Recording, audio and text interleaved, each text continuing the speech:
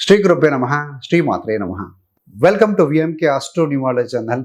కుజగ్రహ రాశి మార్పుతో ఉచ్చక్షేత్రమైనటువంటి మకరంలో ఉండబోతున్నా ఏ రకమైన ఫలితాలు శుభాశుభ ఫలితాలు ఇవ్వబోతున్నారు, రెమెడీస్ ఏమిటి, వివిధ రంగాల్లో ఉన్న వారికి ఏ రకమైనటువంటి శుభ ఫలితాలు ఇవ్వబోతున్నారో చూద్దామండి. చివరిదాకా చూడగలరు.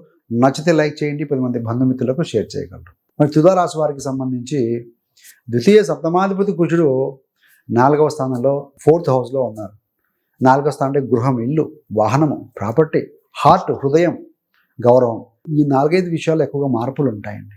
సొంత ఇల్లు, సొంత వాహనము, సొంత ప్రాపర్టీ, ఆస్తి, రియల్ ఎస్టేటు, నిర్మాణము, కార్యక్రమాలు, కాంట్రాక్టరు, ఇలాంటి వృత్తులకి బలమైన సమయం అని చెప్పవచ్చు.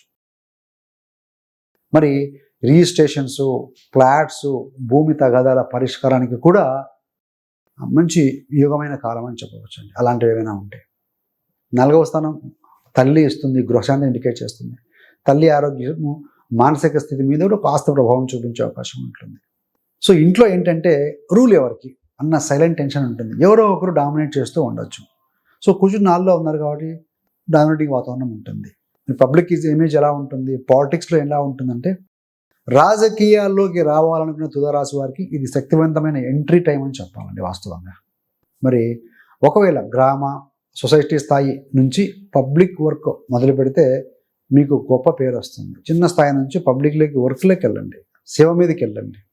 రెమెడీ అంటే శుక్రవారం పూట దీపారాధన, ముఖ్యంగా తల్లికి సేవ చేసుకోవటం, ఇంట్లో విష్ణుమూర్తి ఆరాధన, లక్ష్మీ అమ్మవారి ఆరాధన, లక్ష్మీ పూజ చేసుకోవడం మంచి ఫలితం ఇస్తుందండి.